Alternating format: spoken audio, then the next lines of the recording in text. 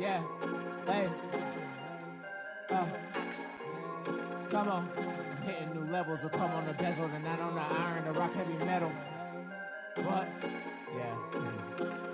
Hitting new levels of come on the bezel, the nine on the iron, the rock heavy metal. Whoa, hey, yeah, yeah. Hitting new levels of come on the bezel, the nine on the iron, the rock heavy metal. Whoa, hey, yeah, yeah, hey. Hitting new levels will come on the bezel, the nine on the iron, the rock heavy metal, the fire and the power. I grind by the hour, we working on building the whole them in power. The signs in the stars, mine is on Mars. Nigga Tesla, lightning bars. Ain't down broke, man, I'ma go hard. Need a big house, big watch, big car. Need a big house, big watch, big car. Need a big bang, man, need to go yard. Living high fashion in the last days. I don't give a damn, man, let him eat cake. I don't give a damn what a hater gon' say. Hard to see an asshole got a fool getting paid. Getting revenue every time, make a wave. Red up like the water, cause we making these waves. Red up like the water with a gang like slaughter. Millie on my mind, live, I'm around high. Laughing to the bank while I'm stacking all these dollars. Getting real high while I'm pulling this la-la. Putting numbers on the board like it was a aha. Praying to the pancake like it was a aha. Got the studio doing numbers like a trap house. In the backwoods, been in corners with the strap out. Hitting new levels will come on the bezel, the nine on the iron, the rock heavy metal, the fire and the power. I grind by the hour, we working on building a whole damn empire. The signs and the stars, mine is on Mars. Nigga Tesla, lightning bars. Ain't down broke, man, I'ma go hard. Need a big house, big watch, big car. Yo, what up, what up, what up? So thank you for all joining so far and the people who's going to join in the future. There's two books that I want to go over, of course. There's Zecharia Sitchin's books. Let me go ahead and bring these up right now because, I love talking about knowledge. So it's going to be the Lost Book of Enki and Genesis Revisited. So all you guys done heard me talk for the last 2 weeks about Zecharia Sitchin's book. I went over his Earth Chronicles, his series. And then, of course, these two books and some other books that I have. The Anunnaki Chronicles, the one that has the unfinished books by Zecharia Sitchin. And I can tell you right now, as somebody who has done their own research, who try to verify everything that Zecharia Sitchin say, I can say he exaggerated on a lot of stuff. This is not me trying to put this man down or anything like that, or anybody that follows him like Billy Carson or any of that. It's just that I've gotten to the point where I'm sick and tired of information being passed incorrectly. I'm sick and tired of people believing things because somebody says something and there's no verification and there's no, context behind what they say. They just tell you, hey, this is what the text say, and they leave it at that. They don't give you the cuneiform tablet identifiers. They don't give you the sources. They don't give you everything. And I know Zecharia Sitchin had to go and look at some of these sources like the Popol Vuh, the Mahabharata, the Epic of Gilgamesh, the Book of Dead, all these texts from the Sumerians, from the Akkadians. I know he had to look at the basic stuff at it. I don't think he understood that. And of course, if you watched my last episode on his book, The Anunnaki Chronicles, you will see that that he contradicts himself in a matter of just pages within his books. And it's just crazy that people believe this stuff. There's this whole idea that, extraterrestrials came from this planet called Nibiru, and their planet orbit our sun every 3,600 years. And they came here for gold, to mine gold, to bring back to their planet and all this other stuff. That just, to me, that, if you say stuff like that, you got to bring it to the facts. You got to bring the facts to the table. You can't just sit there and say something and then not have the ancient text to back it up. A lot of I mean, if you go back to the last episode, you will see exactly what I was talking about how he say he did research for 30 years, but obviously doesn't know what the strong concordance say about Nephilim, right? Brings up this whole idea with the Nephilim and the Anunnaki, meaning those who came from heaven to earth. And, there's different versions of how he says what the Anunnaki mean. But basically, Anunnaki just means princely offspring. There's different variations of that type, but it doesn't have anything to do with those who came from heaven to earth. I never seen a cuneiform tablet identifier that says that. I've never seen anything that brings that to my attention. And like I've said plenty of times, you can pick and choose from different civilizations and cultures from around the world and piece together what you think you may know. You have to go off of exactly what those individuals say. You can't just say, hey, these people were saying this. And I'll give you a good example. I read the Mahabharata plenty of times, three to four different versions of it, actually. And in different versions, it says different things. It says Vimanas, it says flying chariots, it says chariots. It just says, some people even say flying craft when they translated the Mahabharata, and it doesn't say flying craft. Let me tell you something. I know plenty of times people have heard somebody say, man, that car was flying down the road. Have you ever seen a car fly down the road? No, you just know that that car was going faster than what is normally seen, right? So when people use these words, it's a way for them to describe something in their basic language. I can tell you right now, I'm it's so funny. I'm laughing about this because it's so funny, and I got to point this out. I have had people tell me so many times, yo, Zecharia Sitchin, if you read the book, The Lost Book of Enki, that's where the bread and butter's at. And I'm like, yo, for real? Are you serious? And I'm looking at them like they stupid, because I really feel like they are on that level of stupidity. And it's not because, I disagree with Zecharia Sitchin. It's because when I open this book up, and the first thing that I see, the very first thing that I see, it says fiction and mythology. Okay. I've already explained what mythology means. If you look at mythology, you look at the etymology of it, is basically a traditional oral story. But of course, there's a definition in there, or a description of mythology about it being fake. It's something that's not real or anything. But it literally just says fiction in there. You don't even have to get to the first page to even see that. It literally says fiction. Hold on, let me show you again, because I'm not joking. It literally says that. It literally says fiction. Okay. So as soon as I hear somebody say, yo, the Lost Book of Enki is what you want to, read, and blah, blah, blah, I'm just like, yo, come on, man. You don't understand what fiction is? And it blows my mind. And I only have 3 tabs in this book, as you can see. Well, you can't really see it because the light's kind of bright. Let me turn this bright light. Let me turn this light down real quick. Hold on. Because it is kind of bright. Oh, you still can't. Oh, because it's white. That's why the tabs are white. So I only have 3 tabs on there. But of course, the Genesis Revisited, I have, a lot more tabs and stuff, right? And it's not, I can tell you, let me go to the Lost Book of Enki. First of all, let me go to the first tab, just so that way I can give you an explanation of the first thing that he says. He says the metals. Oh, hold on. Let me do this first. Let me read part of the introduction. It says some 445,000 years ago, astronauts from another planet came to Earth in search of gold. That's why a lot of people say that Anunnaki came to planet Earth to mine gold here on our planet. It says, splashing down in one of the Earth seas, they waded ashore and established Eridu. Now, let me tell you this. I've read so many texts. If you look at Enki himself, he is known as a water god or fish god. If you look at Enki, his depiction is basically streams coming out his shoulders. I've talked about that plenty of times. There's no argument in that. That's modern academia. That's Zecharia Sitchin. That's even Billy Carson that says that. So they know that Enki is a water god. They know Enki is known as a fish god. Okay. But there's no indication of them coming from planet Nibiru, but it's definitely an indication that they came from the seas. I've already provided the source that actually says they came from the depths of the seas. I've talked about it in my book, the journey through the origins of history. My book went, bestseller. I know a lot of people watching this are like, yo, you are a bestseller. Yes, I am a bestseller on Amazon. I was a bestseller. My book stays in the top 100 every now and then. It fluctuates, of course, but I became a bestseller by doing what I do. I know I don't have a lot of followers on YouTube. I do have a lot on Facebook and, Twitter and all X and all this other stuff, but my YouTube is not really jumping like, Billy Carson's or like Zecharia Sitchin's and all these other people. And the only reason why is because I don't really promote it. I don't really care about the money like that. And I've already talked about that to the point. But this is what's interesting to me, is that he talks about this book as a way, and he gives this on the back of his book. He takes a picture of a cuneiform tablet, and he didn't take it upon himself to think that people were going to go and research this stuff on their own. You know what I'm saying? He didn't think that people were going to take the time to take these books that he read or shared or wrote, and present it to the world to actually do their research. And a lot of people including like Billy Carson and so on and so forth.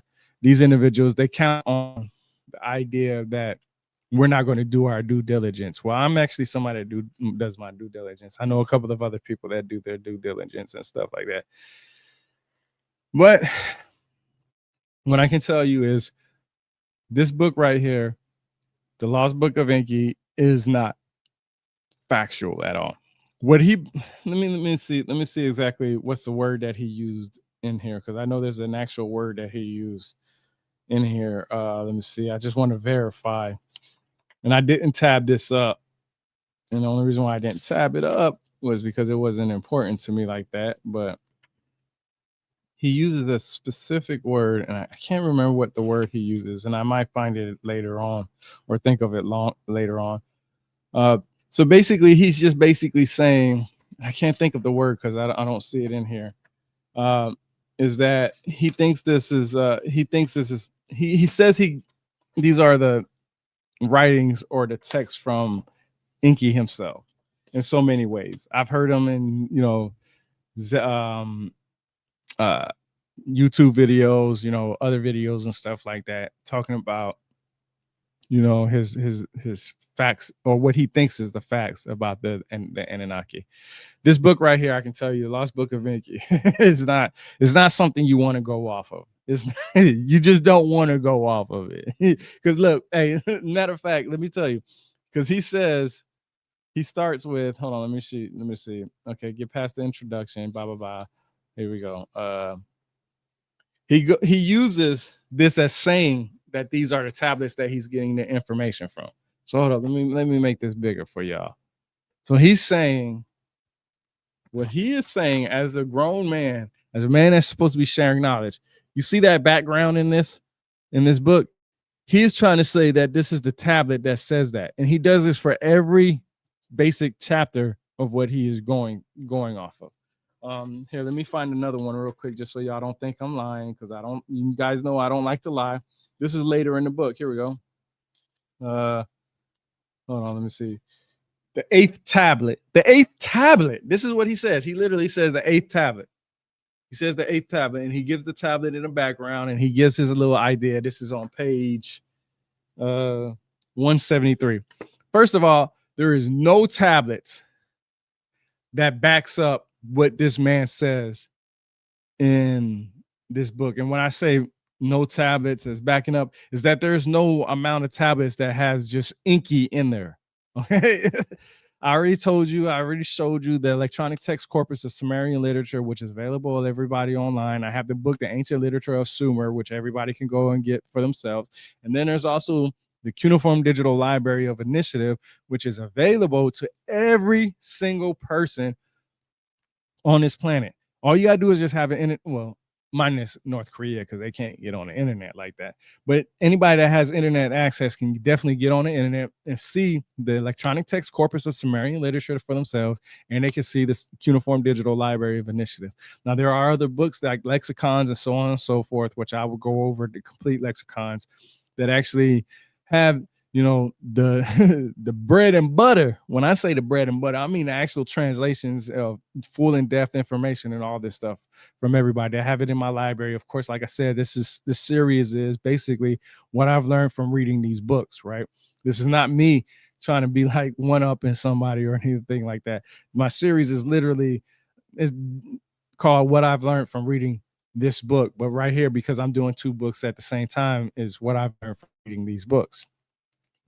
And I can tell you right now, if you do your due diligence, the Anunnaki didn't come from the planet Nibiru. Okay, there's no text in that at all. Zero, zelts, none at all. There's nothing that even comes close to saying that. Cylinder Seal VA243, the one that he holds, which I talked about in the past episodes, that doesn't indicate no planet Nibiru. Okay, matter of fact, I already told you that has more to do with German than it does with planet Nibiru, which is funny to me, right? All right, now we're gonna move on to Genesis Revisited. Okay, this book right here, I'm always on it. Look, tabs and everything. I don't play about what I know. I don't sit up here and try to memorize, or sit up here and say, hey, these are the facts, this is fiction, or this or that. What I do is I annotate what it is important to me through tabs. Okay, let's see. I keep these on deck, right? Like 1,500 of these I order every month. I order 1,500 of these because I read about 4 or 5 books a week. And I don't just read it one time.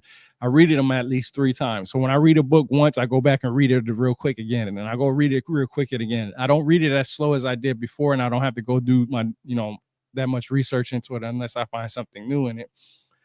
But I try to go back and read every book, and I'm probably going to stop doing that, reading every book three times, because it's starting to get repetitive. I'm starting to notice that people are saying the same exact thing. I know when people are taking information from somewhere else and then they're trying to manipulate it and turn it into something that it's not. I've noticed that plenty of times.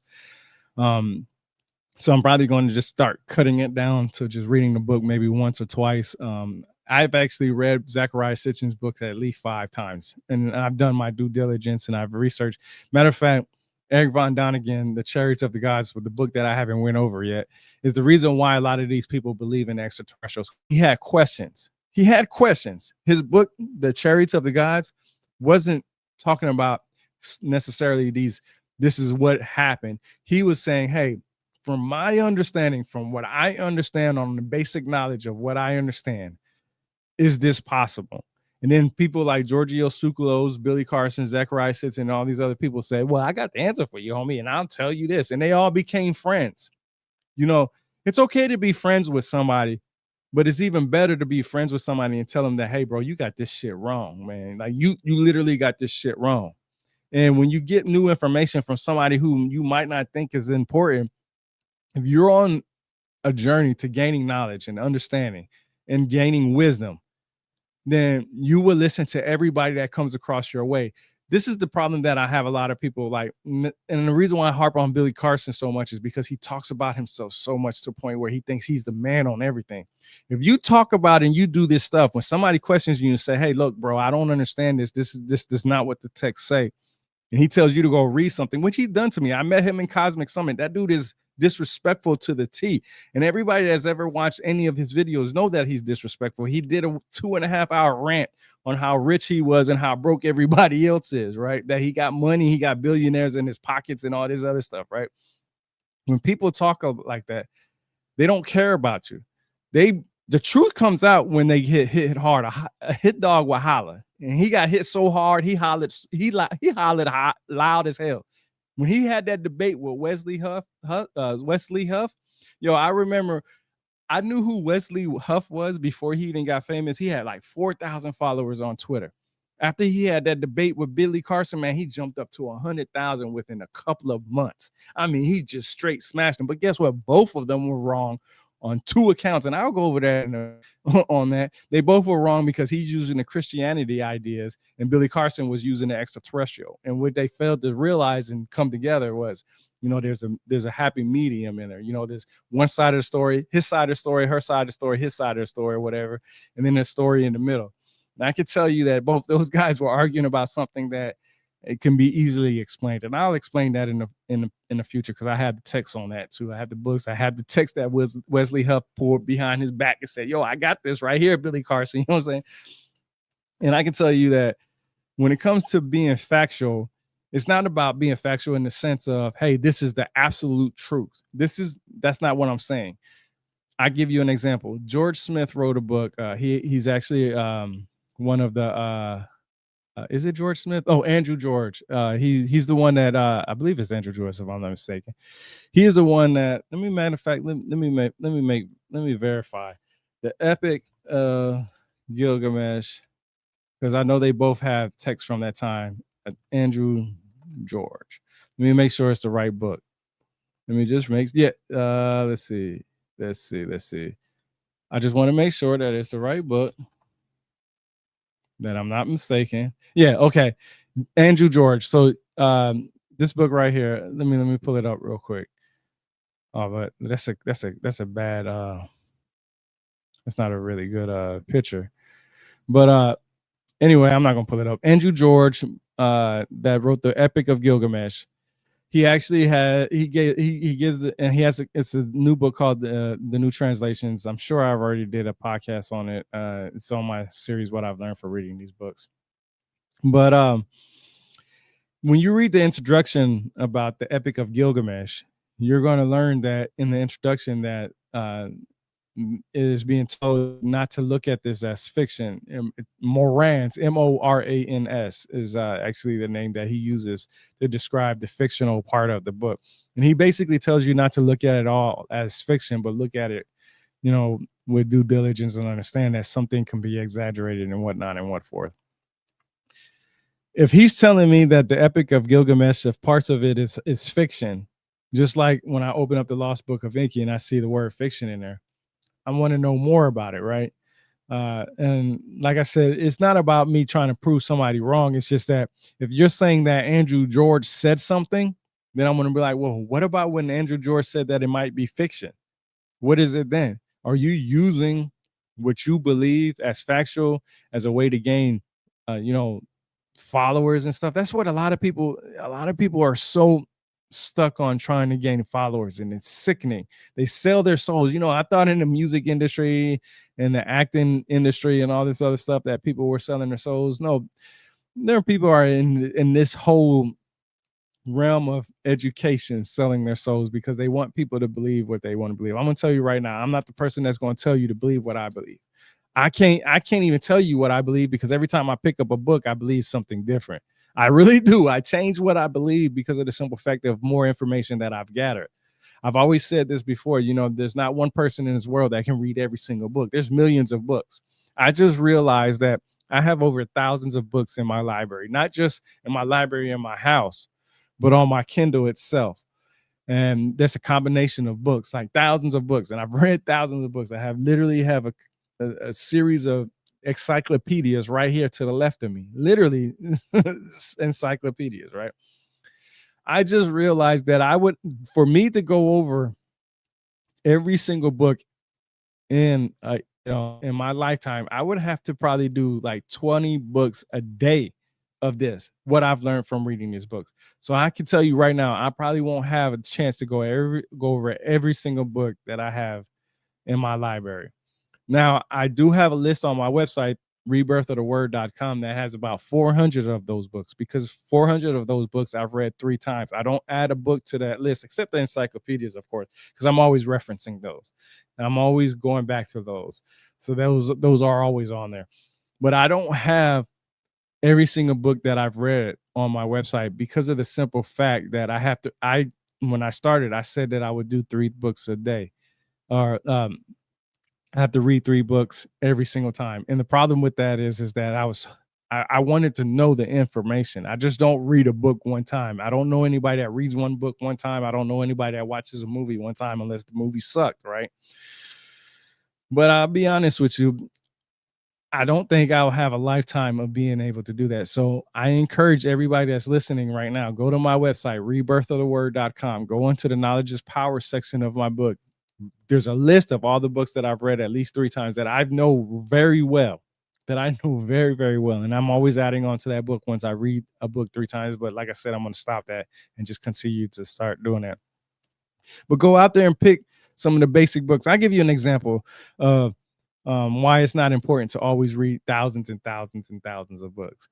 When it comes to the Egyptian mythologies, there's only really 3 texts that I really find that's interesting that you really need to read. Yeah, there's other texts that I've read about it, and I showed those books in the past and stuff like that.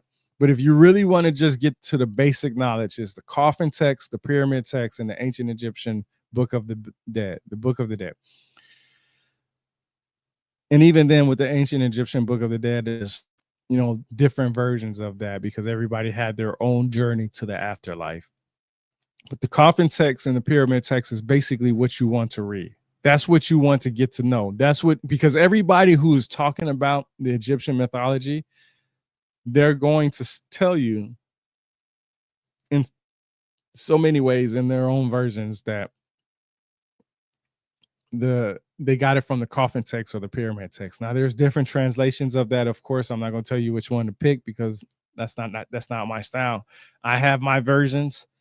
And I can tell you that some of those books are very expensive. Sometimes they fluctuate to hundreds of dollars. Some people even online sell them for thousands of dollars. I actually literally have books in my library that I bought for $10. And some people on Amazon are selling them for 5 to 10 grand. I'm not even joking. I'm serious. I'm dead joke. I'm not even joking a little bit. I bought some of these books for $10. And if I wanted to, I can put them on Amazon for 5 to 10 grand. And I'm telling you, there's some people that's selling them on that level. So my library is very extensive. I have a lot of books. I'm always building on it. I have knowledge in all kinds of stuff. I follow masonry. I follow occultism. Follow Freemasonry. I mean, everything that you can think of, I've read about, and I have read at least one book on it, and I can understand what everybody says.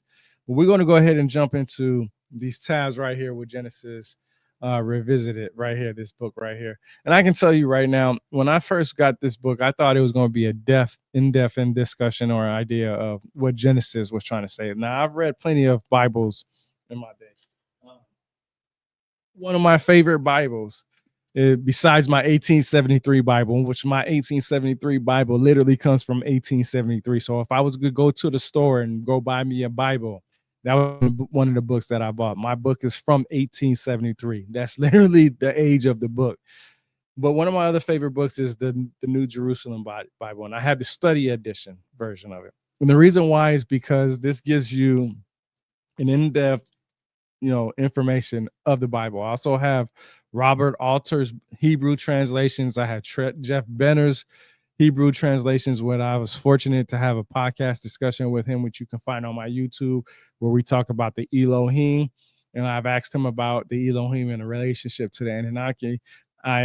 He sent me 16 of his books for free. So I've been doing my due diligence in that. But I do like to go back to the New Jerusalem Bible. And anybody that knows about the New Jerusalem Bible, they know that it's going to give you what the words meant at that time frame. So in this book, what I've learned from reading these books, the Genesis Revisited, is modern science catching up with ancient knowledge. Now, let me tell you something. I've always said this so many times, and you don't have to take me serious on this. Just think about it for a second. Science catches up with our ideas.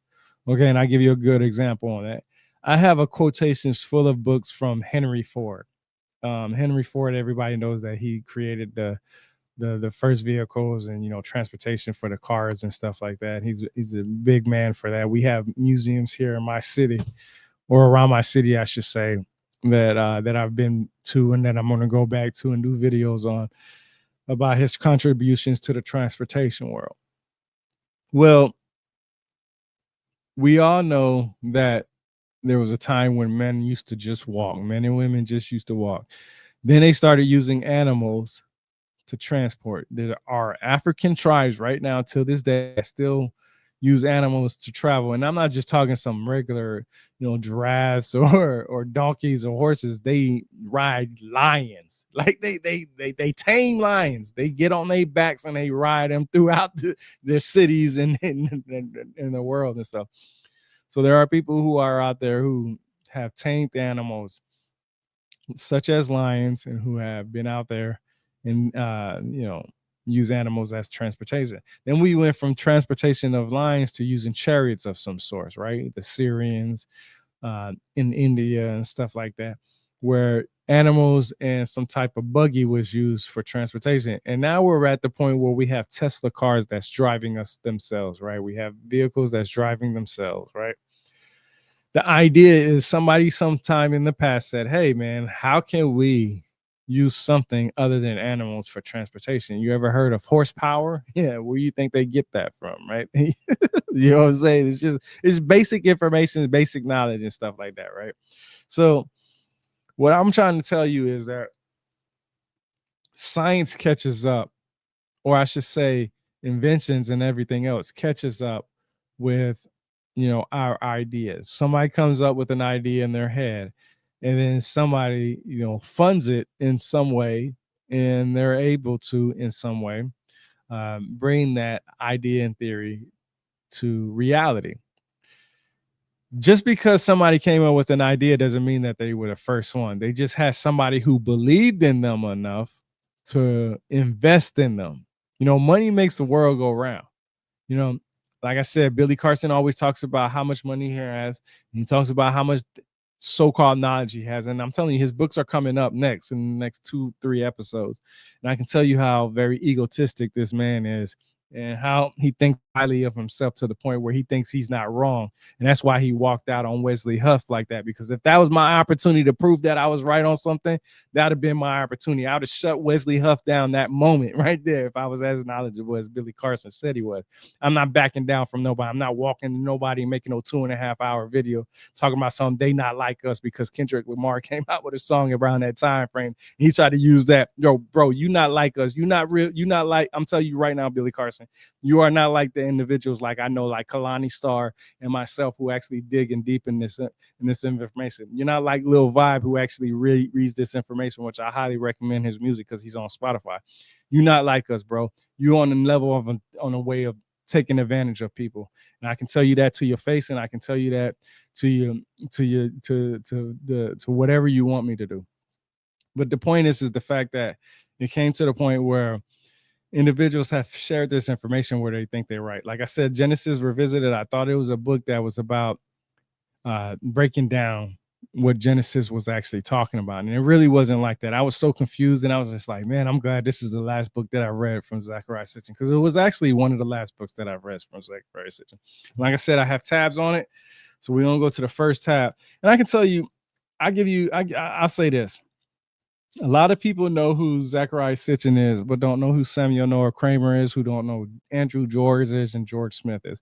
I always get those two mixed up, George Smith and Andrew George, because of the word George. The name has the word George in there. So sometimes I get them kind of confused. And sometimes I say Andrew George said something and George Smith actually said it. And I will go back and I recant what I said if somebody points it out. I haven't had it happen to me yet, but if the opportunity arises, of course, I would say that. I've read both their books. Matter of fact, George Smith, he has a book that I'll be going over in the future, which I can actually read from front to back without any problems. It's in the public domain. It even says in the book itself, in the republished version of it, said this book is open to be used as anything. So basically, to be honest with you, what I can do is I can take all that information in Andrew George says, put it into my own words, and republish it under my name, and it will be under my name. I have the right to do that. Everybody has a right to do that. If you read some of these books and it tells you that this is open for any usage at all, fair use, everything that I do on this channel is fair use. It falls under fair use. And I know that some people are saying, man, you can't read some of this stuff. I actually had some DMs and say, man, you gotta be careful of fair use. I understand what fair use is. I've studied it. I actually went through it. I understand what it means. If I'm doing it for educational purposes, I can use it. I'm not taking their work and using it as my own. I'm giving them credit. I'm just trying to expand on what they're trying to say and show you what is right based off the facts. That's what's off the actual text versus what they're trying to tell you, what their narrative is. I can't stand when somebody sits there and creates a narrative for their own personal reasons.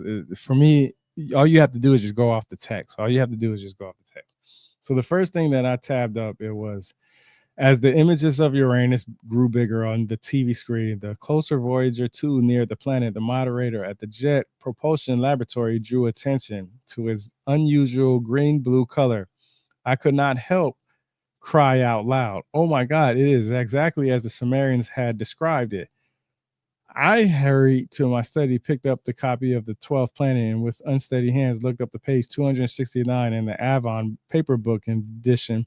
I read again and again the lines quoting the ancient text. Yes, there was no doubt. Though they had no telescopes, the Sumerians had described Uranus as Mash Sig, a term which I had translated brightish greenish. So before I even say anything, this is what I like to do, because a lot of people like to go to ChatGPT and they like to look up their stuff. So I'm just gonna beat you on this, right? I'm just gonna beat you on this, and I'm gonna show you what it really means. Let's see. So let me pull this up, because, like I said, people are going to use ChatGPT for their sources. They're not even going to care what I say or what anybody says, but you can look up this stuff for yourself. So this is what it says. He says mash sig, mash dot sig. That's what he says, right? If you look right here, that appears in early Mesopotamian text, and it carries specific symbolic meanings depending on context. Depending on context. Okay, that's important, right? Literal meaning was goat or kid, sig, red, adorned, or select, depending on context. Red goat, select, sacred good. Ritual, sacred, sacrificial text appears in temples, offerings, lists, and ritual cycles, especially in early dynastic and old Babylonian tablets. Okay, that's important because he says Sumerian. All right, but this is what it says for old Babylonian text. An auspicious goat sign, a particular omen classification. Is it a deity name? No, of course not. Blah, blah, blah, blah. It goes on to its own things. Okay. Okay. So let's look up this. Give me a source. That's what I like to do, right? I like to say, give me a source. Just give me a source what you're talking about. Verifiable academic sources. This is what I like to see. And this is what I tell people all the time. Electronic Pennsylvania Sumerian Dictionary, EPSD2, which is another source that I use, and the Cuneiform Digital Library of Initiative. I said that, right? I literally said that, right? I literally said before I even started that the Cuneiform Digital Library of Initiative is one of the ones that I look up. It gives you examples of the numbers that you should look up, right? So let me go ahead and copy that real quick because you guys know that I don't like to make up nothing. Right? I like to bring the facts to the table. Okay. So then hold up now, because I'm not done with y'all yet. You know, I always come with facts. You remember in the last book, Zecharia Sitchin that literally said to himself that he's been studying this for 30 years and he went to the original text. So I type in that number P222470, right? Search the CDLL. What does this pop up? Boom. We click on that. Hold up now, because I got to close this out and open up another one because you know I'm always coming about facts. I'm not coming with fiction. Yeah, boom. This is what you're going to see right here. Okay. P222470. British Museum. You can see it for yourself. And this is the photo right here. And this is the cuneiform script right here. Okay. This is the cuneiform script. Boom, boom, boom. Boom, boom, boom. Boom, boom. Boom, boom. Okay, gives you the period 2500 to 2340 BC. Okay, all right, it's on official or display witness. Everybody can see it, but this is a sedimentary rock limestone. It's in Sumerian languages. Okay, all right. We click on that, and this is where it shows you where possibly was found at right here. Okay, I don't have to make up anything. This is what I'm telling you. When you go do your due diligence, when you type in the stuff, I literally I've talked about the Cuneiform Cuneiform Digital Library of Initiative so many times to you guys. I don't have to make nothing up. Okay. I don't have to sit up here and, you know, trying to fool people for some money. I'm not going to rob somebody for knowledge. You know what I'm saying? You want that knowledge, I'm going to give it to you for free. All you got to do is just hit me up. You know what I'm saying? So you look at this stuff. But yo, what's up, Lil Vibe? I appreciate you for being here, bro. That's the man that I be talking about when it comes to music. But getting right back to it, you can literally see I went to the sources. I don't have to make up anything. I don't have to do anything. I don't have to fake anything. I don't have to do none of that. I just give you the sources on what exactly it said. Okay, literally, look, we this it's amazing that it look. Hold on, let's go back to it because this is how you do your information. Look, I highlighted it P222470. Now let's do the next one. Come on, we're gonna highlight that. Okay, we're gonna go to this. Okay, hold on, because I gotta bring y'all with me. I gotta bring you along the train of knowledge, right? So let's go to browse. Oh, I can't do it that way. All right, so let me just get this. Let me get rid of that. And let me go back to the regular page. Hold on. I'm not done yet. I'm not done with y'all yet. Hold on. So we're gonna go to here. We're gonna hit understand. We're gonna go right here. We're gonna paste this one right here. Boom. Look at that. British Museum, 25, 23, 40. Brick. This is the cuneiform translations right here. Why didn't he put that in his book? Why didn't he give you guys that so you guys can look, period. Okay, 25 material, clay, artifact type, brick, provenance, Gersu, museum is the British Museum. Look, this is the type of stuff. This is the transliteration right here. This is the transliteration right here. Okay, that's the transliteration. Let's just see what ChatGPT says from translation. What does this say from the transliteration? Let's just see how smart ChatGPT is. Okay, hold on. I'm not done with y'all because it's you know what I'm saying, I'm always going to come with facts. This is what Billy Clarkson can do all the time when he wants to sit up here and share the facts, right? Look, here we go.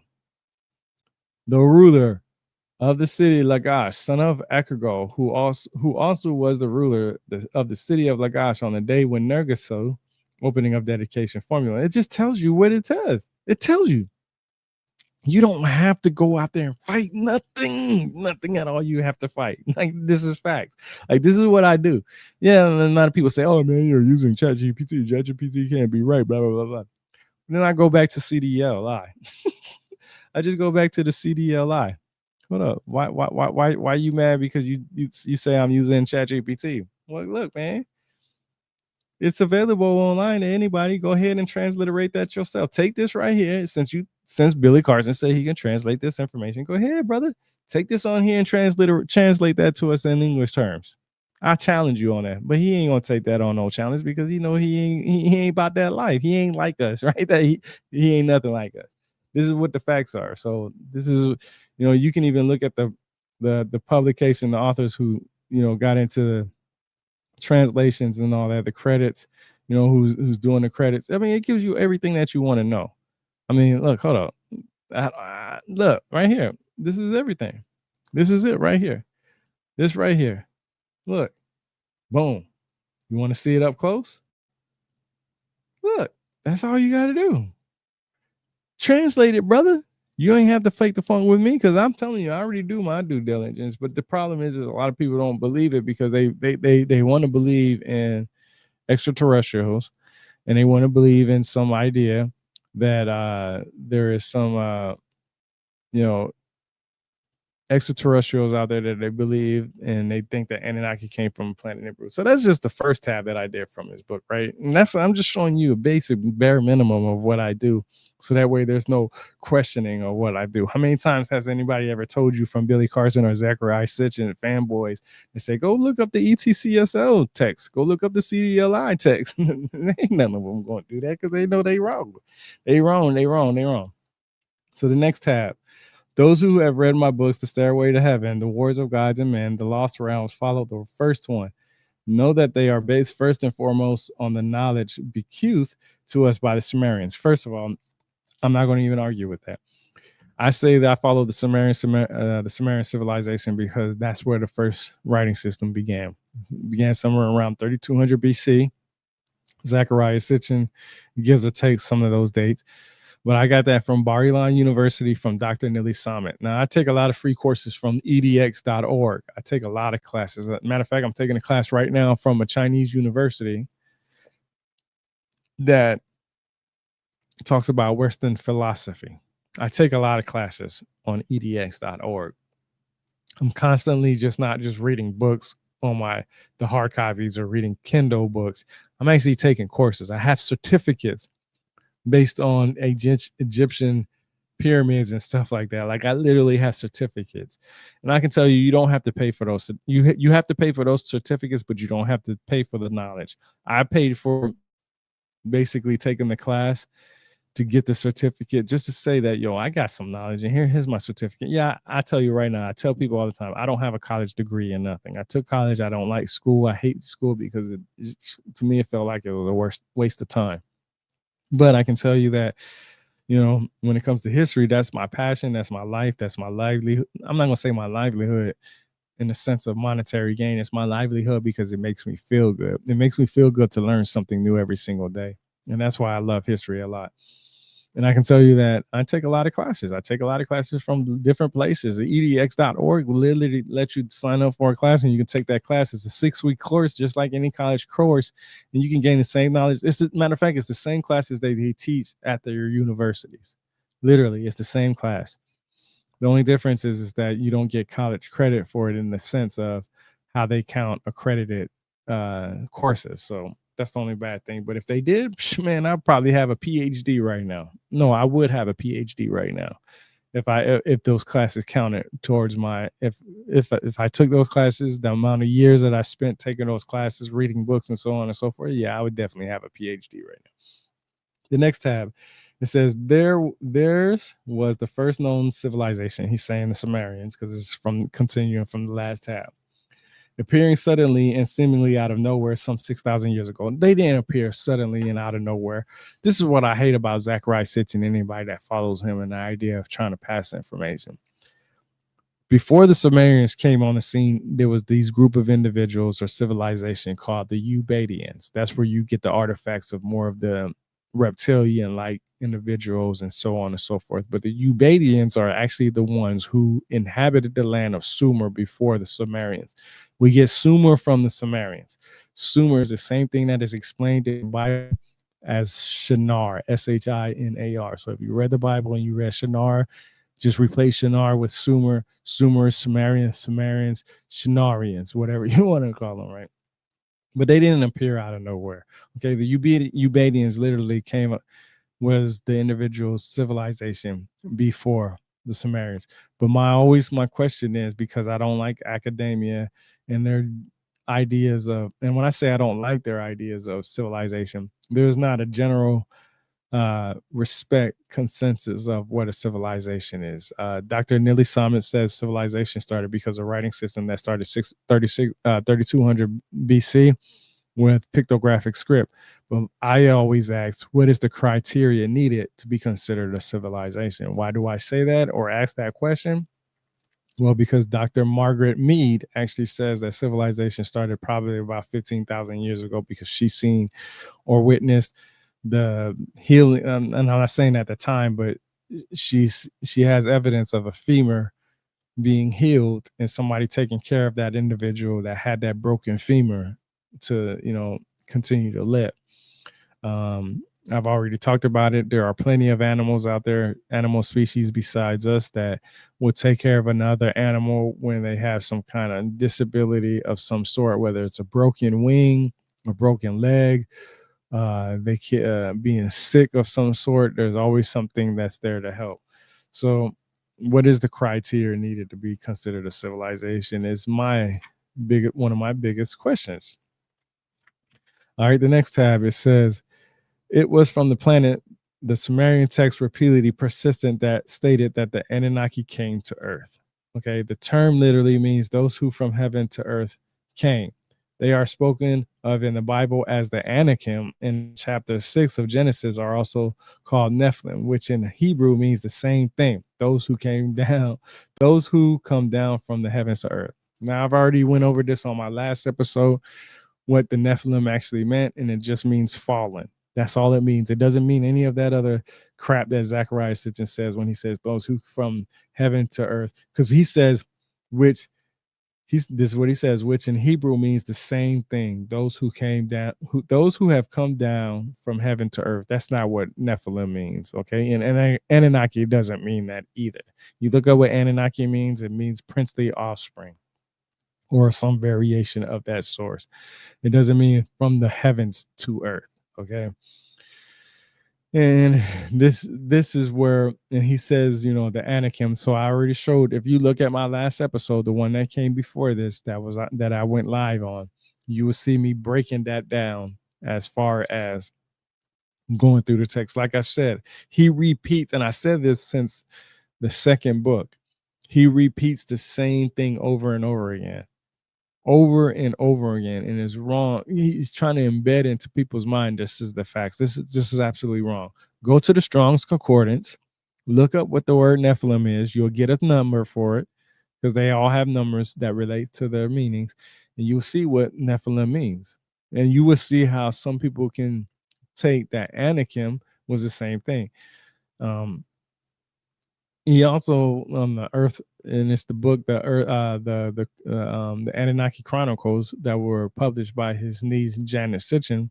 You will see that he has different versions of what Nephilim means and Anunnaki means just in that book alone. That's why I say he contradicts himself. If it literally means one thing, why are you changing up the words for what it means? It's crazy, right? But that's what he does. And that's why I say when people take the time to do their due diligence, you will see that people are lying and making up stuff. So here's the next one. Dr. Ammon Sitchin has pointed out that if Bo's law is stripped of its arithmetical devices and only the geometrical provision is retained, the formula works just as well if Earth is omitted, the conforming Sumerian cosmogony. So basically, Dr. Amnon Sitchin is supposed to be a family member of Zecharia Sitchin. Now I've looked. Let me see if I can bring ChatGPT on this, because I didn't ask ChatGPT for this, because like I said, a lot of people are going to use ChatGPT to back up their stuff. So we're going to type in Dr. Amnon Sitchin. Who is he? Yeah. And let me hold up. Let me bring it up because I want to bring up the screen. So this is okay. Let me see. Amnon, did I spell it right? Yep. Okay, so this is Amnon Sitchin was born. So this is, I guess this is who it is right here. I'm not 100% sure because Zecharia Sitchin doesn't give any pictures of this individual. It's supposed to be a relationship to him. And he says, including what is known, what remains uncertain, how the connects are. Okay, so he says was born in January 22nd, 1930 in Tel Aviv, then part of the British Mandate of Palestine. He passed away of February 28, 2023 in Boca Raton, Florida at age of 93. Let's see. Okay, so Amnon Sitchin is the brother of Zecharia Sitchin. Okay. All right. The author of their astronaut hypothesis book, The 12th Planet. In some fringe or alternative research circles, Amnon is claimed to have calculated the orbit of Nibiru, the fictional hypothetical planet central to Zecharia Sitchin's theories. For instance, one podcast episodes him in that role, and you can click on the Spotify right here. Okay, there's I actually listened to this one, so I that's why I knew about it, because I actually looked up this and stuff like that. Okay, but there's no, of course, no modern academia or peer-reviewed article in there. So I absolutely recommend everybody to go to episode 40, Dr. Amnon Sitchin, and calculating the orbit of Nibiru from March 22nd, 2021 to 23rd. Okay. This, like it says right here.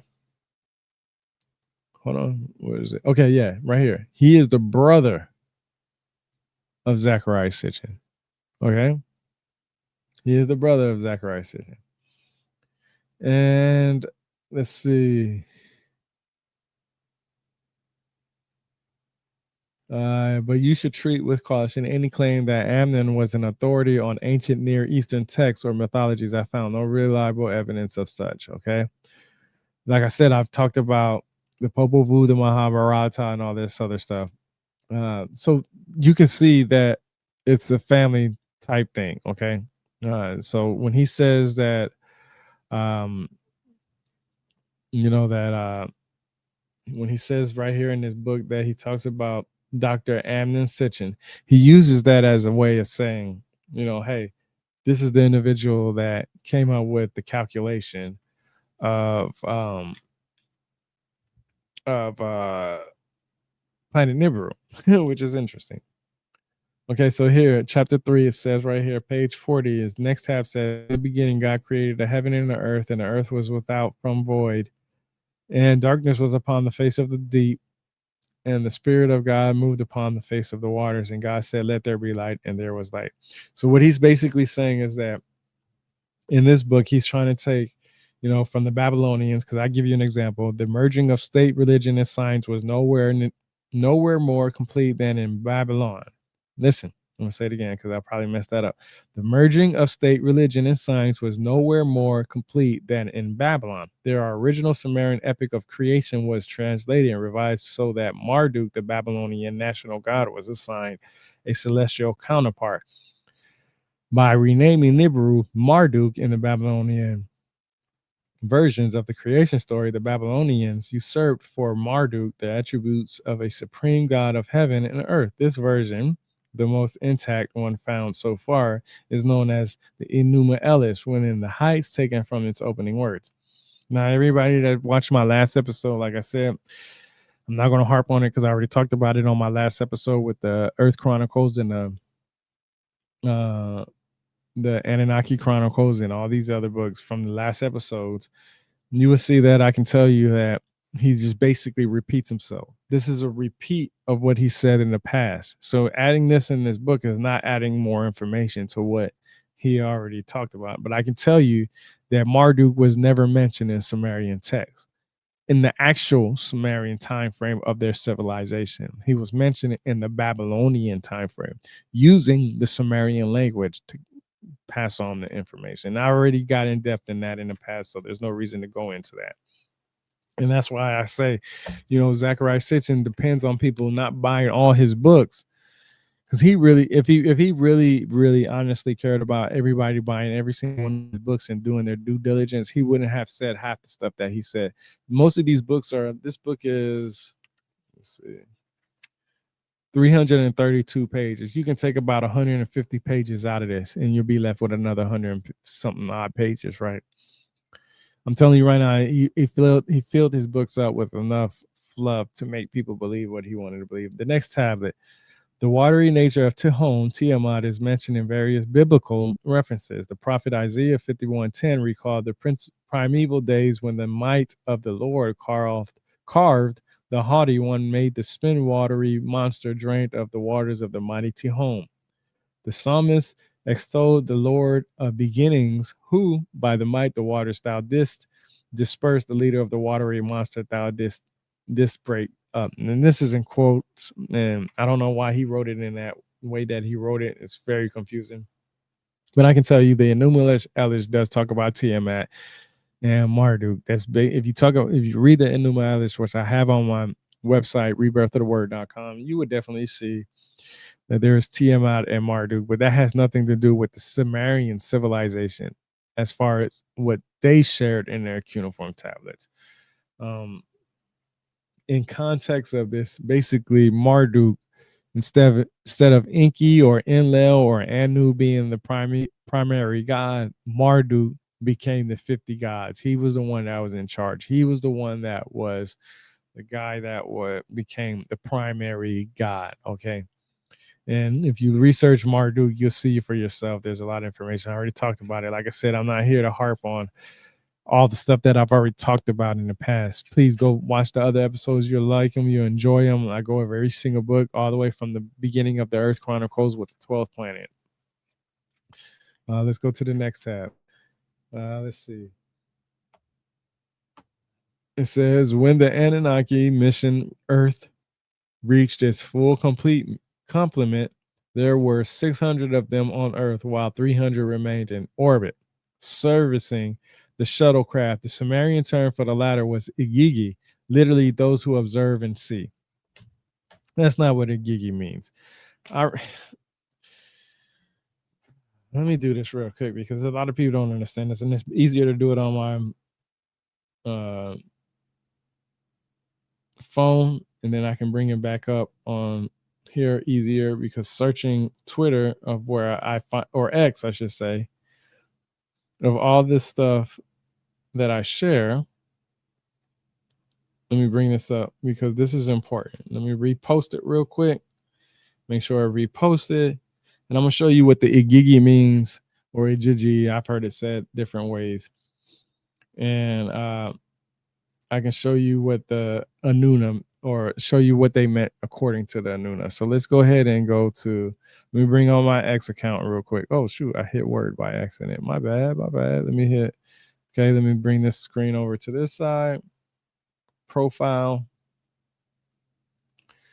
And let's Let's do this. Okay, hold on. Let me make sure. Let me do something else because I want to make sure I bring up this other part. But basically, the Igigi and the Anunnaki, they have a.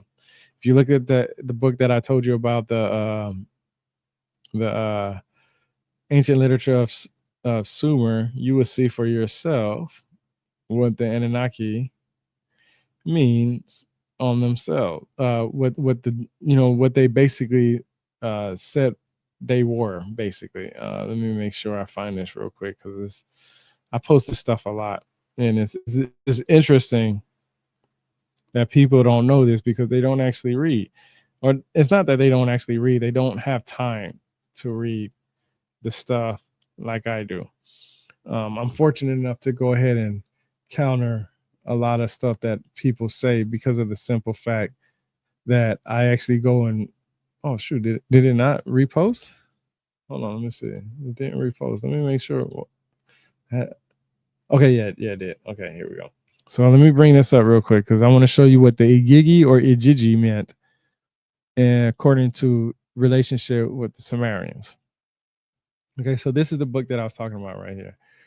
Okay, so this book right here, the literature of ancient Sumer, right? This is the same information that's on the electronic text corpus of Sumerian literature. Anybody can read it for themselves. This is what it says. Okay, so you can read for yourself. Anuna, a collective name for the gods. Pay attention to that because the Sumerians called them the Anuna. They didn't call them the Anunnaki. They called them the Anuna. So he should have used the right terms for the time frame. But he didn't study those 30 years that he said he studied. He should have studied for another 30 years, but he didn't. Anuna means a collective name for the gods. Now look where Igigi, or whatever you want to call them, is a collective name for the great gods. So they have this portion right here, great gods. Now this is from my X account. This is what I follow. And I posted this January 22nd, 2024. I posted and gave Giorgio Tsoukalos this information, which he's going to be in Savannah. He's in Savannah right now. I'm probably going to pop up on him tomorrow and talk to him about it if I feel like it. I'm not sure. But I posted it in and gave it to Billy Carson because, like he's, he always talking about what he knows and all this other stuff, what I'm saying, talking all this crap that he think he know. But the Igigi means a collective name for the great gods, okay?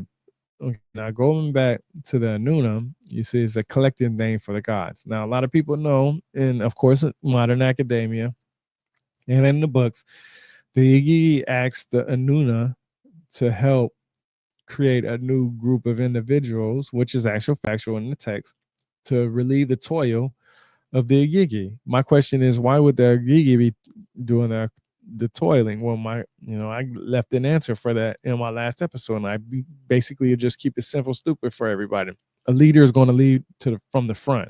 A leader is never going to be in the back. A true leader, as I should say, right? And when that leader is given, better, has somebody better that can do something better than them, then of course they're going to ask somebody lower than them, which collective name for the gods. But a collective name for the great gods. So that just means the Igigi were greater gods than Anuna/Anunnaki. This is coming from the literature of ancient Sumer. Like I'm literally sharing this to you guys. Anybody can read that. You go to the electronic text corpus of Sumerian literature. These names right here: Jeremy Black, Graham Cunningham, Eleanor Robson, and Gabriel Yomi. These are the same individuals that did that work on the electronic text corpus of Sumerian literature. So I don't have to even front on that. A lot of people tell me, like this person right here says, Book 6 of the Earth Chronicles says the Igigi translate to those who observe and see. There were 300, which he literally says, right? I go back and just say, read this. Like you already read it one time. So why are you sitting here up here saying what Zecharia Sitchin said? Go to what the actual sources say. Okay. And then somebody also know that says Sitchin is wrong. Yeah, Dr. Michael S. Heiser definitely has a website that is called Sitchin is Wrong. You know how pissed off you got to be about somebody's information that sit up there and make a website called Sitchin is Wrong?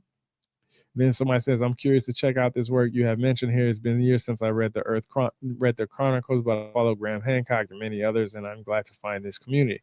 Perhaps for the same reason that the Hebrew Elohim is plural.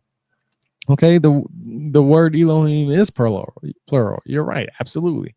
But it definitely distinguishes greater gods from lesser gods.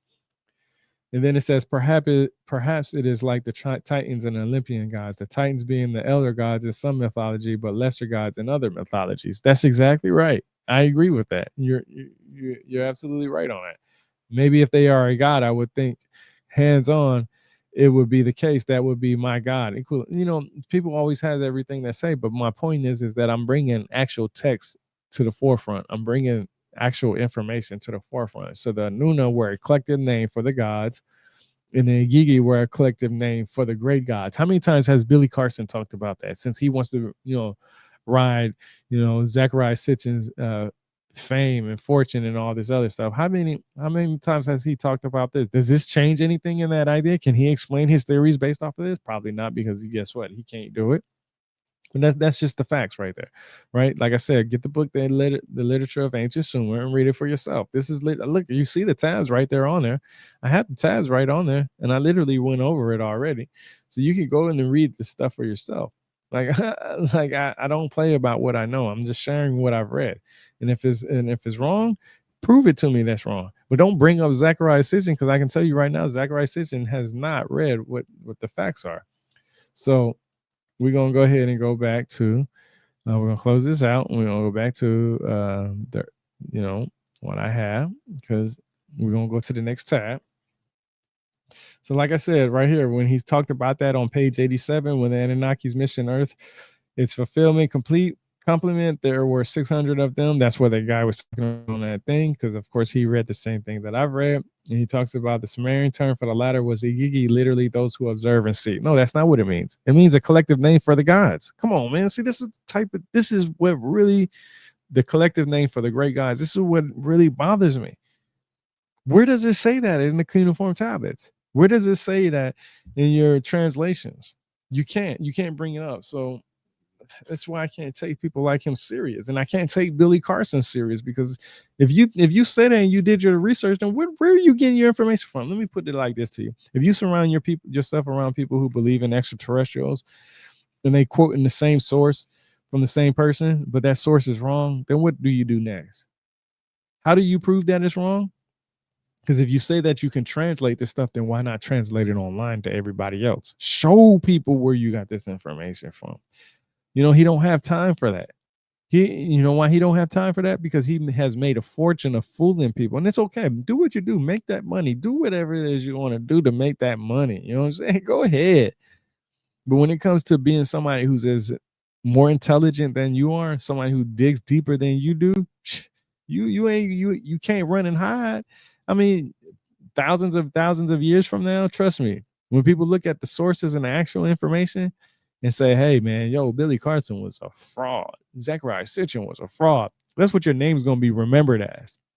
It's not going to be remembered as somebody who did their due diligence. You might be able to fool a couple of 100,000 million people right now, but remember, there's 7.7 billion people on this planet. Of course, give or take, whatever, you know what I'm saying? Some people say 7.7, some people say whatever. It's just different numbers.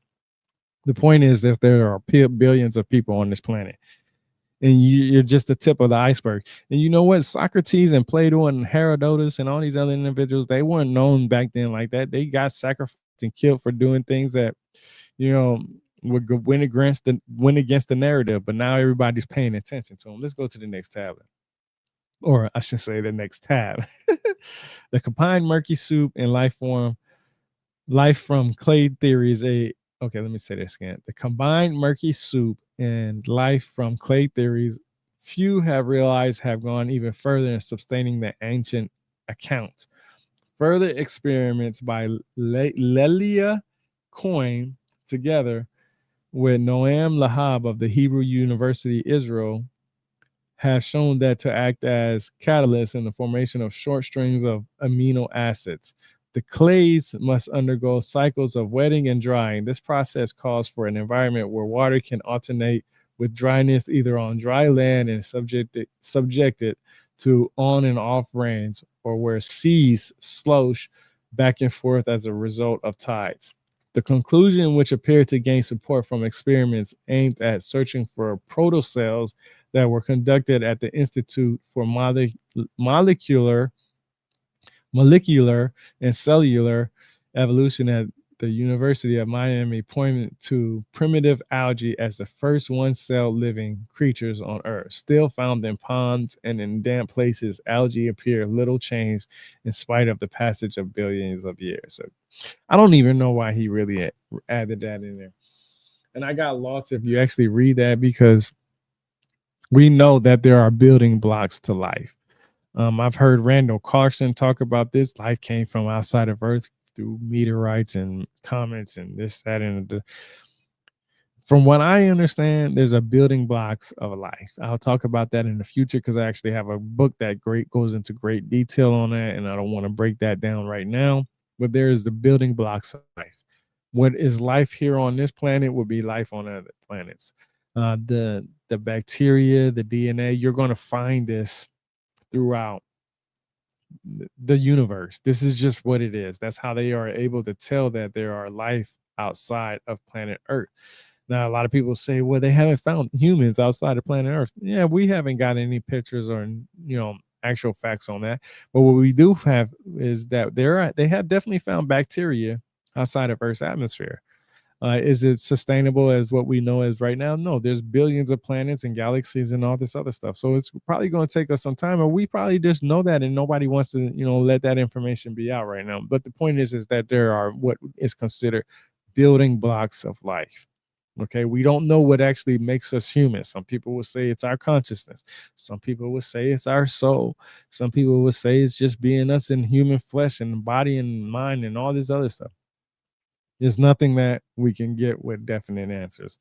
But I can tell you right now, Zecharia Sitchin, when he added that in there, if you read from page 138, or I should say I would say start from the beginning of the chapter, which is because it's called The Seed of Life. It starts on chapter 7, page 133, and it goes to, and he talks about dinosaurs in this book and stuff like that. And it's interesting. He talks about DNA and stuff like that. The Seed of Life. It goes from, like I said, page 133 to page 157. And we know that, oxygen makes can help with sustaining life and all this other stuff. There's just different theories on this. I don't want to get into deep into it because, like I said, when you read this portion right here, he's taking what the Bible says, science says, and this other stuff, and he's trying to combine it and say, this is what the Anunnaki is. This is how the Anunnaki started. This is what this is. And you can't do that because I don't see him quoting the Quran as much as he should, because the Quran has stuff in there. I know a lot of people hear that word, and especially in this climate right now, that people like, oh, the Quran is false and this stuff. What did you know? Jesus is mentioned more in the Quran than it is in the Holy Bible. If you didn't know that, then you might want to pick up the book and read it for yourself, right? But here's another tab. Writing in 1908, Svante Origenes, World in the Making, proposed that life-bearing spores were driven to Earth by the pressure of light waves from the star of another planetary system where life had evolved long before it did on Earth. The notion came to then be known as the theory of panspermia.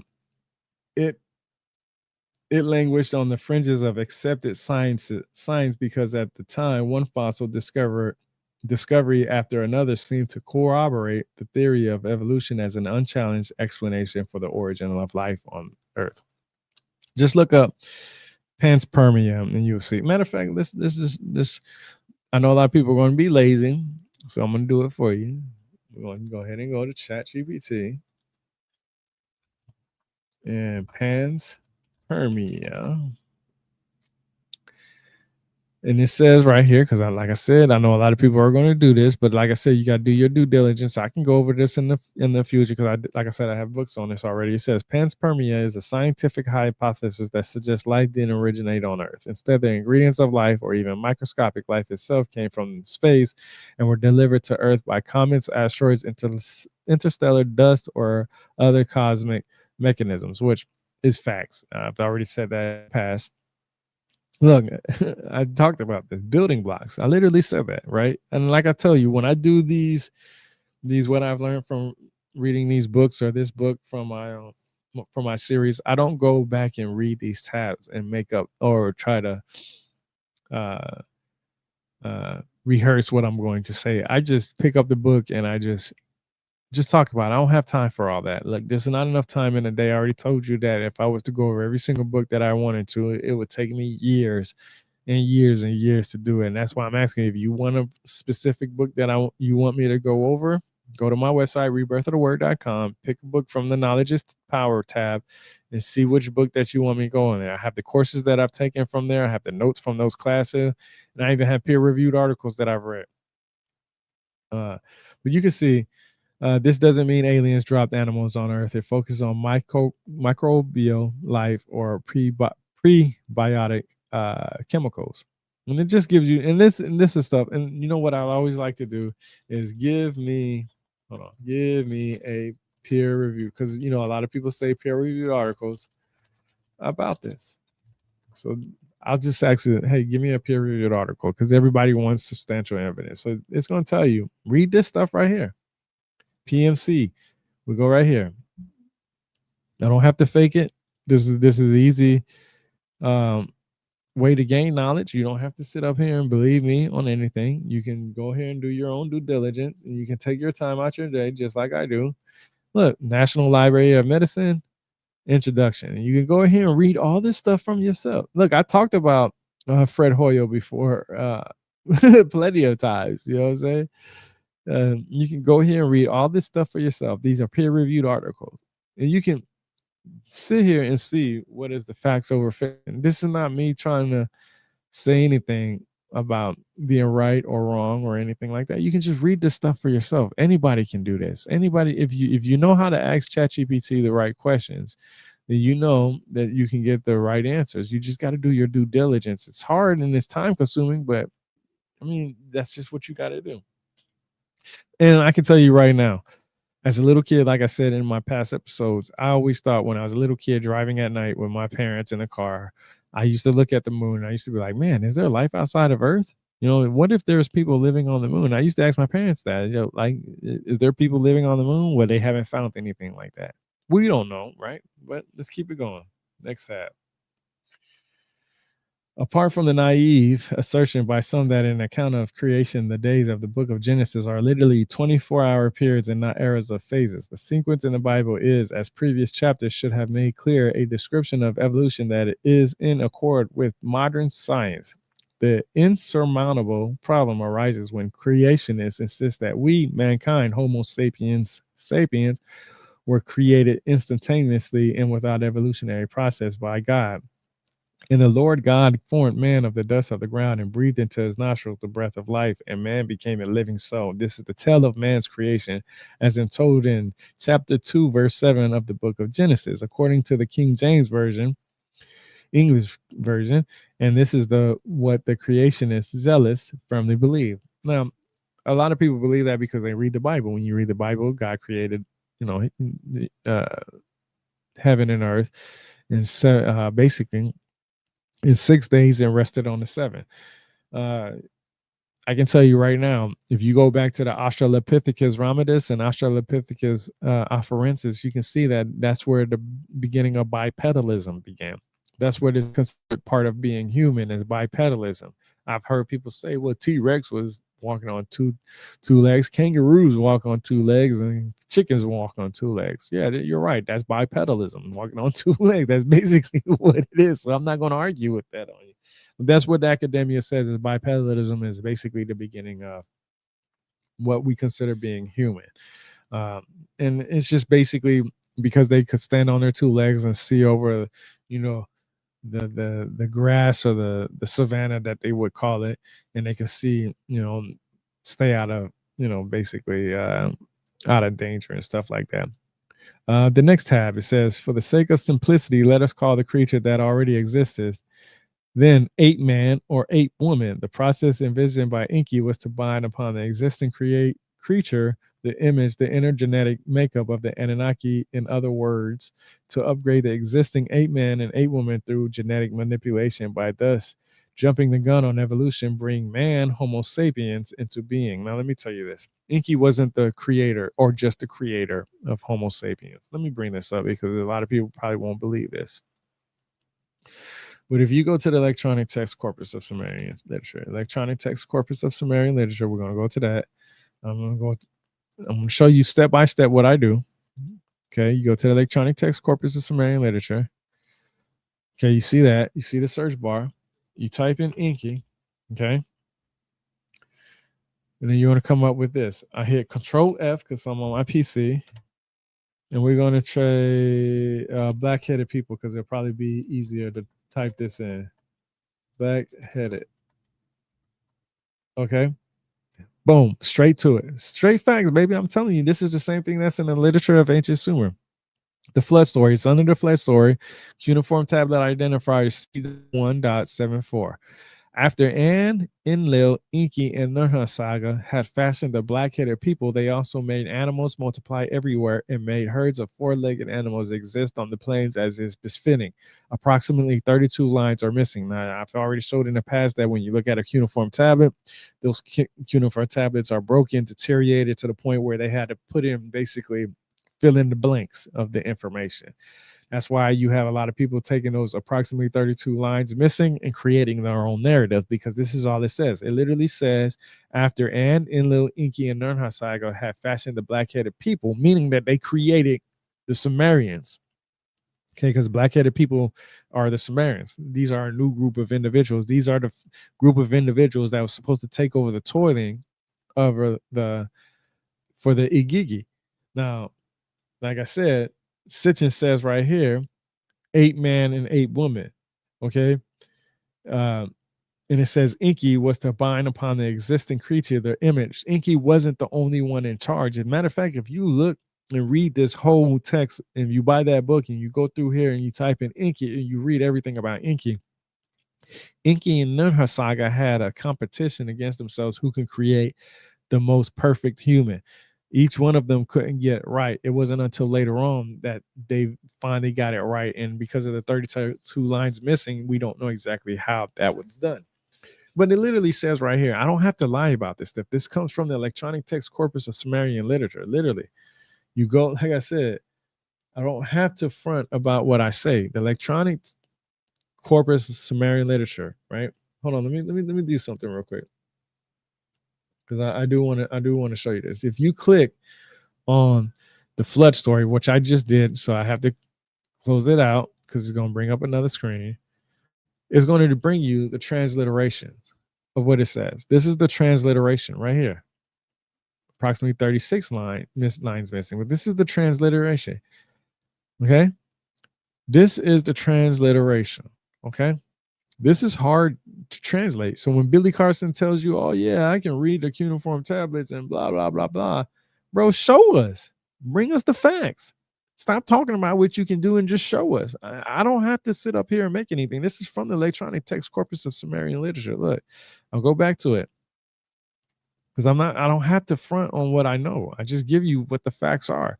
I give you what I've done on my due diligence. It literally follows on the flood story right here. After An, Enlil, Enki, and Nurha saga had fashioned the black-headed people. Why didn't Zecharia Sitchin say that in his book, that there were 4 individuals involved in this creation of humans? Matter of fact, there was more than 4 individuals, because they had to use a god or a Nuna individual for their blood. They had to sacrifice one, and then they also had to have women of the Anuna to bear these new creations. This is in the text.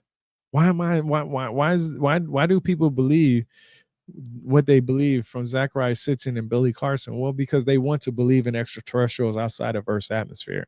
But where's the proof? Where's the evidence of it? I don't have to make up the evidence. I don't have to make up the proof. I don't have to create a new narrative. I'm just going to what I'm researching. You telling me to go research, you telling me to go do my due diligence, and I do it, and then I bring it to your attention, and you still say the stupid stuff that you have. Because Billy Carson has interacted with me personally. We met at Cosmic Summit, literally. This dude is, I'm telling you, this dude is doing it for a show. It's for content. It's for money. He wants to buy the newest Rolls Royce. He wants to have the biggest multi-million dollar house. He wants to have this, that, and the third. The knowledge doesn't mean anything to him, because if it did, this is the type of stuff that he would be presenting on his channel. I don't have to fake the funk. Okay, and I probably would never get the recognition that I'm deserved because of my due diligence. But I can tell you right now, if you're following and you're listening to me right now, the 83 people that I see that's right now watching me right now, I'm telling you, ask Billy Carson for the facts. Ask him to do the stuff that I'm doing. Ask him to break it down in the simplest terms that everybody can understand. He won't do it because guess what? It's going to take away his money. Once somebody figures out you're a liar, they're not going to follow you. But I take that back. Yeah, they definitely going to follow you, because guess what? When Wesley Huff came out there and took him out and made him run up and run out that house and come back a couple hours later with a cease and desist letter of saying, don't publish this podcast, you knew he was wrong. Then he had to go back and do his due diligence. He said, see, I was right the whole time. No, bro, both of y'all were wrong on this on the scale of facts. And I definitely go back over that in the future. The next tab, the tablet that carries the text is too damaged, however, to reveal all the Sumerian original text had to say. That right there, let alone right there, tells you, like I said, when you pick up these cuneiform tablets, they're too deteriorated, broken, or missing lines, which I've already shown, which you can see right here. You know, the facts is that you create a narrative off of what is missing. You're trying to fill in the blank. Stop trying to fill in the blank with your narrative. Just find the sources that can back that up. And they don't really do that because there's no pictures of any of that stuff in here. All right, according to the Bible, Adam lived to be 930 years old. His son Seth 912 years, and his son Enosh 905. Although there is reason to believe that the editors of Genesis reduced by a factor of 60 the much greater lifespans reported in the Sumerian text, the Bible does acknowledge that mankind had much longer times before the deluge. Yeah, that's facts. I don't even have to go into that. People lived longer back then, according to the Bible. I don't have to argue that. Most people know that. Here we go. The trail of the Homo sapiens genus is lost after that. The chapter between about 1.5 million years to about 300 years ago is missing, except for the traces of Homo erectus to the peripheries of the hominids migrations. Then about 300,000 years ago, without any evidence of gradual change, Homo sapiens made its appearance. Come on, man, that's stupid as hell. You can definitely tell from the Australopithecus afarensis and Australopithecus ramidus change in humans from beginning of bipedalism to Homo sapiens sapiens. 300,000 years ago, that's where we get the first Homo sapiens bones from. It comes from Morocco, Africa. The oldest Homo sapiens bones that we have on record right now at this time frame comes from Morocco, Africa. Okay, so Homo sapiens as us. Okay, now Homo sapiens sapiens, it used to be 200,000 years ago that they found in Africa, but they just had a new updated peer-reviewed article on that, which goes back to 200,000 years plus, right? And the Homo sapiens sapiens, the extra part of the sapiens, when it's, Homo sapiens and then the extra part sapiens, that's just to show that it's the modern time of us, the intelligent. But I can tell you that 200,000 plus years ago, Homo sapiens sapiens are not the same type of Homo sapiens sapiens 75,000 years ago or 20,000 years ago. It's the change in our anatomy, I guess you can say, is different. But for the most part, when he says that then about 300,000 years ago, that's right. I can tell you Bruce Fenton, which I'm going to go over his books. I can't believe the stuff that this dude says. There's a lot of people that blocked me because I came at his neck on X about his book, The Out of Africa Theory. He says that there's no individuals found in Africa before, I think the number was about 195,000 years ago. I don't know where he got that information from. But even he follows Zecharia Sitchin also. He actually has been on record on plenty of X spaces and talking about Zecharia Sitchin and what he believes about the Anuna/Anunnaki and stuff like that. So if you actually read Zecharia Sitchin's book, then he goes back 300,000 years ago, bro. So sitting up here and trying to, tell people different wrong information because you have another narrative to create it. It's crazy. It's amazing how some of these individuals can sit up here and make up stuff because they want to be famous. You know what I'm saying? You blow my mind with that. All right, the next tab.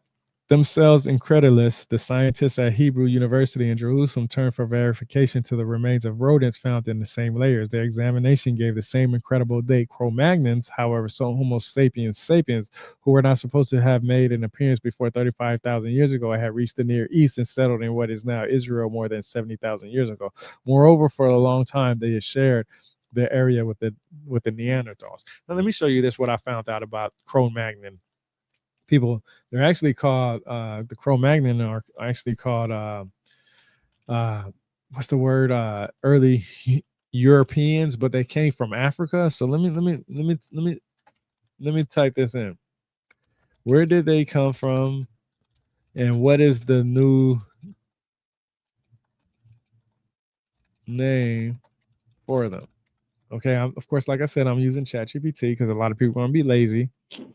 But if you just do your due diligence and figure out, you know, a lot of people are going to say, man, you're using ChatGPT. Well, you can ask for sources, but basically, let's just keep it simple and stupid.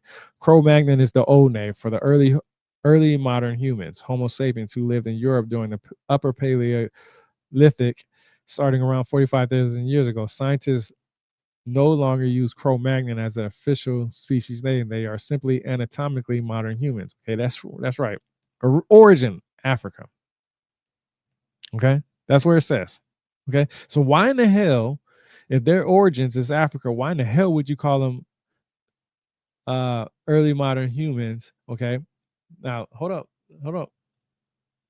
Oh shoot, why do people call them early European humans? Because this is what it is. This is what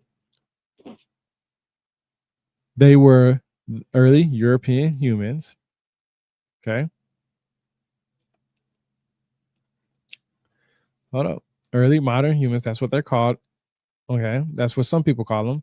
But you definitely would get.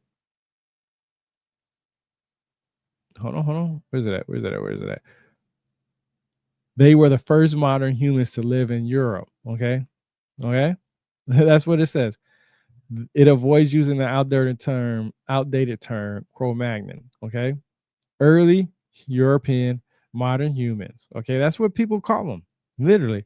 So why are they called early European modern humans? So when everybody talks about Europeans, are you talking about Cro-Magnon people? Are you saying that they're African? Because it literally says, hold up, let's go back to it. The name comes from the Cro-Magnon rock shelter in this area in France, where the first remains were found in 1868. Okay, hold up. The origin is in Africa. So they came from Africa. So that means in reality, they had skin color like mine, right? All right, hold up. Because like I always say, give me a peer review article. Because that's what I like to do, right? Keep it simple, stupid, right? I'm not gonna sit here and argue with them. I just want to know what the. Okay, here we go. Boom. We're gonna go to this. I clicked the first one, PNAS, early European early modern humans. Okay, let's close this out. Come on, because I'm always gonna bring y'all facts to the table. Hold up. Let me make this bigger. Let's make this bigger. Bada boom, bada bang. Control F, early European. See, it doesn't say it right. It doesn't say it right because you hear that click. It won't say it, but it says right here, European early modern humans and the fate of the Neanderthals. European early modern humans. Okay. Here we go. A consideration of morphological aspects of the earliest modern humans in Europe, more than 33,000 BP, and the subsequent gravitation human remains indicate that they possess an anatomical pattern congruent with the automorphic derived morphology of the earliest Middle Paleolithic African modern humans. However, they exhibit a variable suit of features that are derived distinctive Neanderthal traits and are plesiomorphic ancestral aspects that have been lost among the African Middle Paleolithic modern humans. And then let's just hit Control F, Africa. There are 14 things that mention African. Okay. All right, here we go. Neanderthals have intensified in the early past quarter century, starting with the paleontological emergence of out of Africa models of modern humans that combine the early appearance of modern human anatomy in Africa. Okay. Africa. Okay. The issue is no longer whether human populations outside of Africa, homeland of modern humans, contribute to subsequent modern human populations. Indeed, the interfertility of sibling species separated for 1 to 2 million years. Okay, hold up. Second, on the east and northeast African earliest humans, modern humans, currently known principally from the sites of Aduma, Barut. So, I mean, come on, man. Look, that's all you got to do. That's all you got to do. That's all you got to do. Just hit Control F and you can read all this stuff for your conclusions. The human paleontological record of early European modern humans is the ultimate test of the phylogenetic fate of the Neanderthals. And its indications are clear. Early modern Europeans reflect both their predominant African early modern human ancestry and substantial degree of admixture between those early modern humans and indigenous Neanderthals. Given the tens of millennia since then and the limitations inherent in the ancient DNA, the process is largely invisible in the molecular record. It is readily apparent in the paleontological record. That's it. And it just keeps going. And just look, it still keeps going. Pre-MPMH African fossils. Okay. Look, I just don't get it. I don't get how some people can sit here, say they want knowledge, and they create a whole new narrative based off of the information they got. I'm just going to give you the facts. It literally says, he says right here, Cro-Magnon, Homo sapiens 35,000 years ago. Okay. So that means that Cro-Magnon originated from Africa and ended up in Mesopotamia. So they had skin color like mine. Literally, come on, people. We can't sit up here and fake the funk with it. Like I said, when you take out everything extraterrestrial in Zecharia Sitchin's books, and I've went over this, you will see that everything came from Africa. Literally. I'm not even joking. Just read his books. Take everything out extraterrestrial. From the Olmecs, I've also talked about that, where he says the Olmec people came from Africa. He literally says this in his books. Why is it that when the truth and the facts come out, people get so angry and mad and take it upon themselves to sit up here and try to say that this is wrong? Peer-reviewed articles. That's what I'm asking ChatGPT. Give me a source. Give me a peer-reviewed article that backs up what you say. Because guess what? I've heard Billy Carson say so many times, there's peer-reviewed articles on this. Okay, brother, so I looked up the peer-reviewed articles and don't say shit what you saying. None. Zero zilch. And I'm wrong? How am I wrong? I'm using the same source that you just put out. Come on, people. We got to get it together. Challenge these people that's telling you this stuff. If there's extraterrestrial life outside of Earth's atmosphere, if there's aliens out there, bring the facts to the table. Stop bringing your own narrative. Just bring the facts to the table. What cuneiform tablet, Cuneiform Digital Library Initiative tablet identifier says what you say? If you can translate it so much like you say you are, you the fourth most, respected guy. No, you're not. You're not.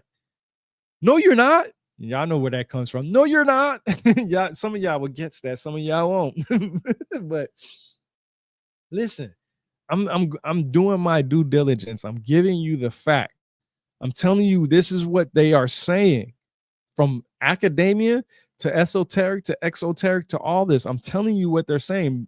Billy Carson follows Zecharia Sitchin. I can tell you, he read his books and said, oh, yeah, this is what it says. This is facts. Where's the facts at then?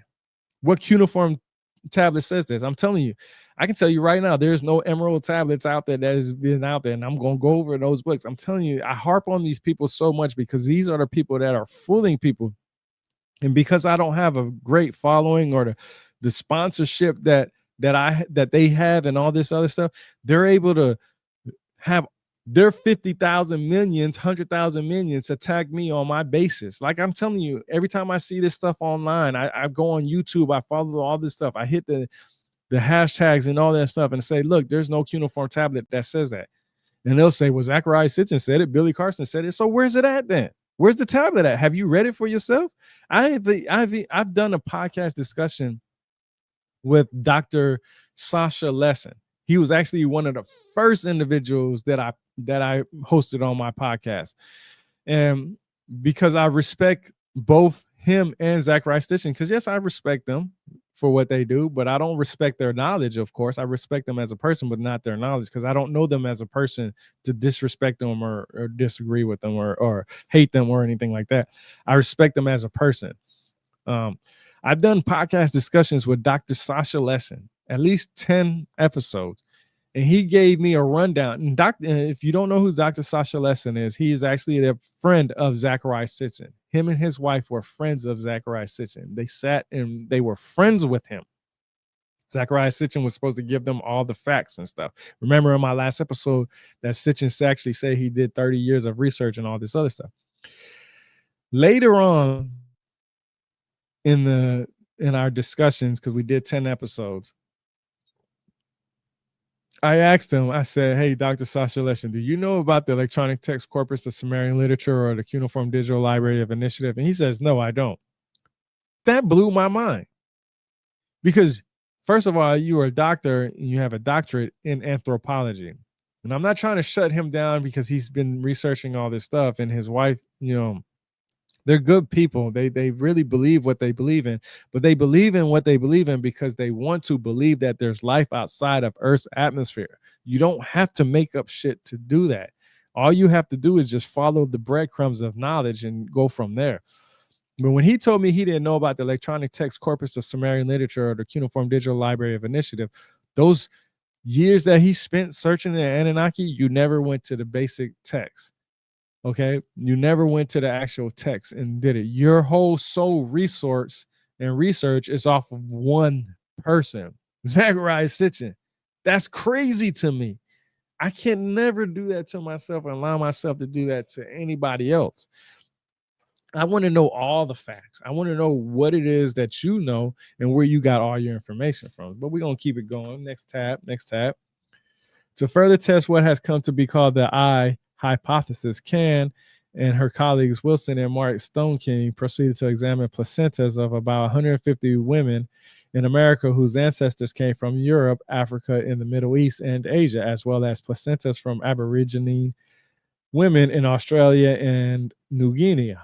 The results indicated that African mtDNA was the oldest and that all different women from various races and the most diverse geographic and cultural backgrounds had the same sole female ancestors who had lived in Africa between 290,000 and 140,000 years ago.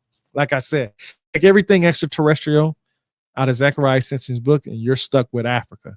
Individuals coming from Africa. The intelligence, the know-how, the creation, all that came from Africans. I'm not saying that because my family history on my African American father's side comes from Nigeria. My mom is European. She is from Germany. I was born in Germany. Okay. All right. I'm not saying that. What I'm saying is that when you take everything extraterrestrial, alien-like, and all this other stuff, you left with Africans. And guess what? Alien, when you look up the etymology definition of alien, all that means is it's foreign to us, something that we are not known to know of, right? It's foreign, something foreign to us. Africans have been on this planet, he says, 290,000 to 140,000 years ago with this information. How am I wrong when I've read Zecharia Sitchin books and I read that they all come from Africa? So anybody that follows Zecharia Sitchin knows that, guess who were the chosen people for all of this? Africans. Didn't God in the Bible have a chosen people? Did he not have a chosen people? Do we not consider the gods in the Bible the Elohim? Right? This is what I'm trying to tell people is that, look, don't just read it, comprehend it, and understand what the hell it is that they are saying. Take what they are telling you and break it down in the simplest terms. Zecharia Sitchin literally said that this in his book, page 200 of Genesis Revisited. Okay. God created humans in the likeness of himself. He wanted us to look like him. And it doesn't mean that, anatomically, that could have been anything, personality wise. But guess what? God in the Hebrew Bible also meant Elohim. Elohim was plural at sometimes, depending on the context that what it was used in. Could have meant one God or multiple gods, right? But we do know that God had a chosen people according to the King James Version, which he mentioned in his book, King James Version himself. So if God had a chosen people, the Anunnaki had a chosen people, because guess what? A lot of people want to put them on the same platter. They want to put them on the same category, right? So guess who were the chosen people? Africans. So why everybody's being mad and everybody's African people, black people, this, blah, blah, blah, blah, blah, blah. First of all, you don't even know what black is, because anybody that has light brown to dark brown skin, whether you fucking from Spain, whether you're from Europe, the Aborigines, it don't matter, whatever. If you have light brown and dark brown skin like this, in the lamest terms, you are considered black. It doesn't matter if you're Puerto Rican, Dominican, Mexican, it don't matter. Okay? I'm just bringing the facts to you. That's all I'm doing. That's it. Zecharia Sitchin said in his books. I'm not saying he's right because it is. What I'm saying is that he's literally confirming that if you take everything alien-like, extraterrestrial-like outside of it, and you take all that crap out, the planet Nibiru and all this other stuff, guess what? You're left with Africans. And guess what? They were the chosen people. And he just literally said it right here, but we're going to go to the next tab.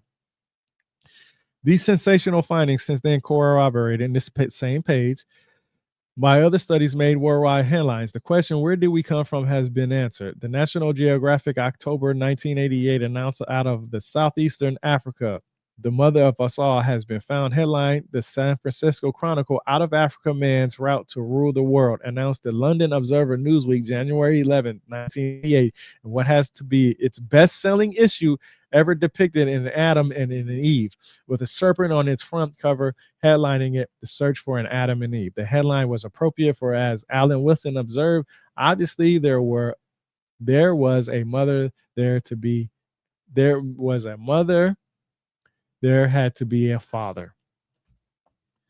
Literally talking about African contributions to history.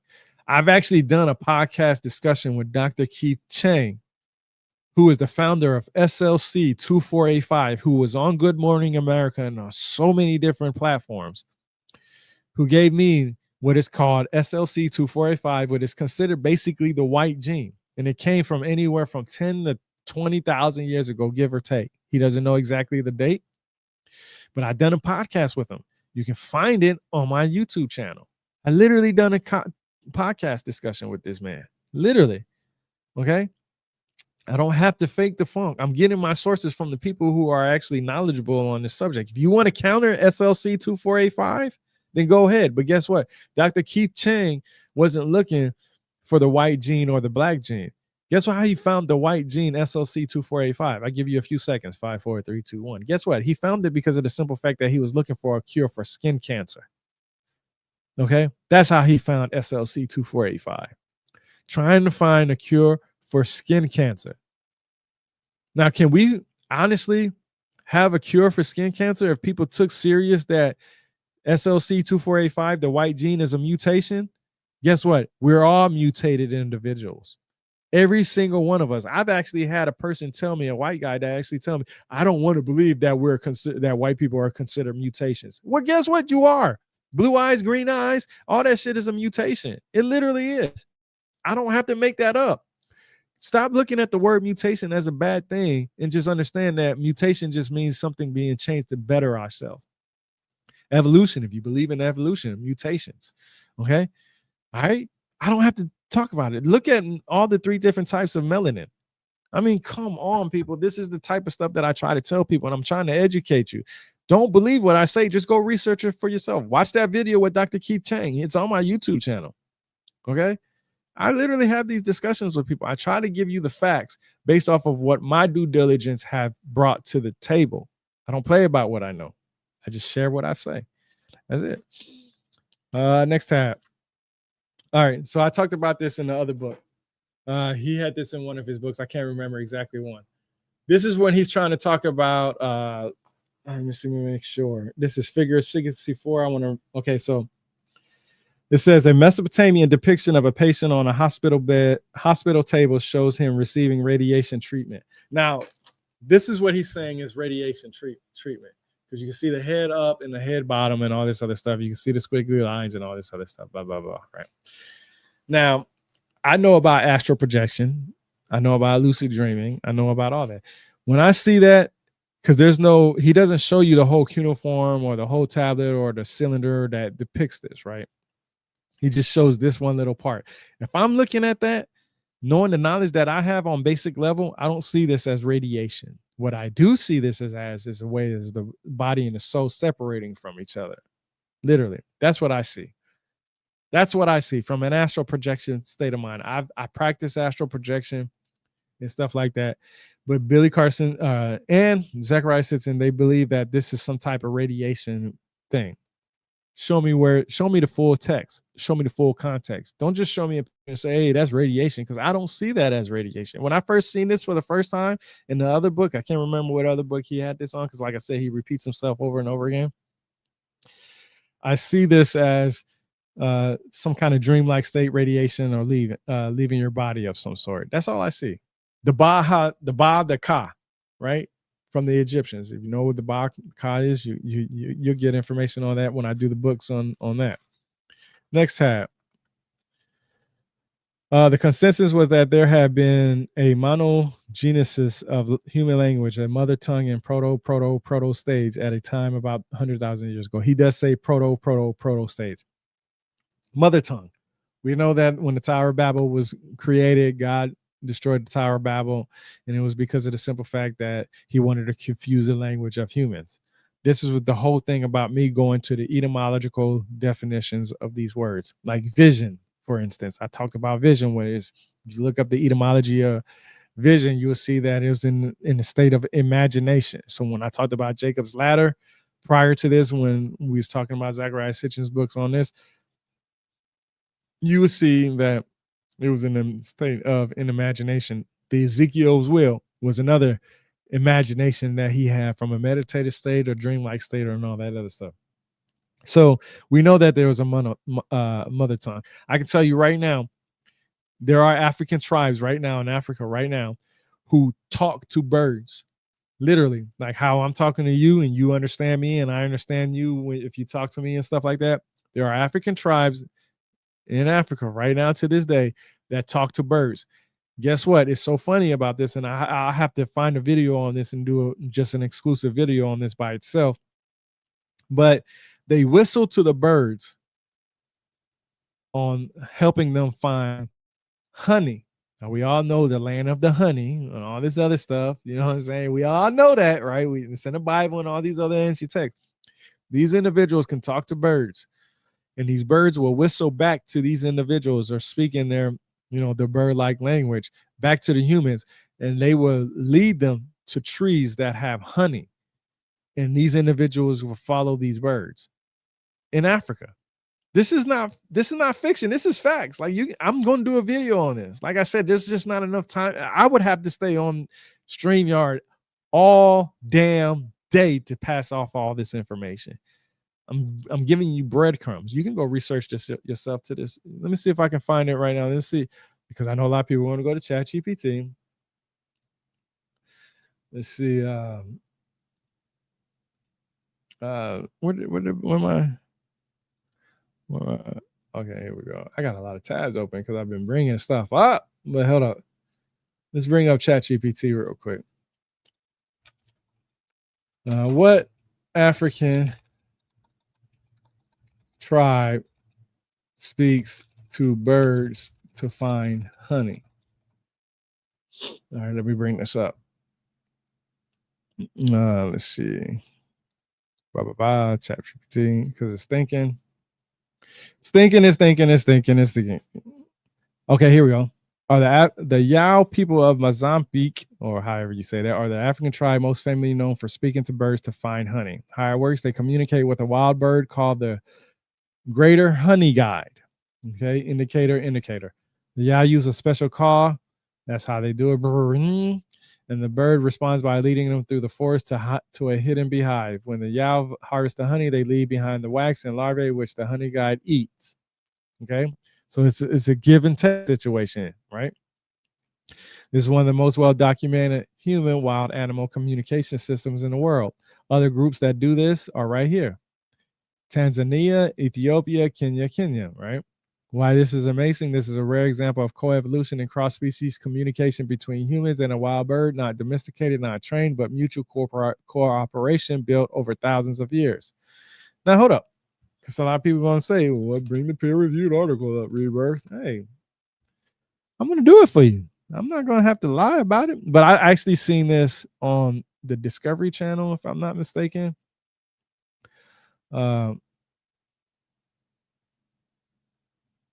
Okay, then give me a link. Give me a link to. Oh yeah, there we go. Never mind. I see it. It just popped up. There we go. Here we go. Bada boom, bada bang. Come on, man. Y'all, I'm telling you, I'm always gonna bring facts to the table because I ain't got time to sit here and argue with anybody. I'm gonna just bring facts to the table. This is actually a PDF file, so I'll probably bring this on. But here we go. Right here. Big old black letters with white background right there. Culturally determining the species communication between humans and honey guides. And there you go. You can read it for yourself. Look, right here. Boom. Look, that's right there. Boom, boom, boom. That's what I seen on the Discovery Channel. I mean, I don't have to lie. The land of the honey. Come on, we have people talking to birds and still do. Look at this. Look, they give you everything that you want to know. Just do your due diligence. That's all you got to do.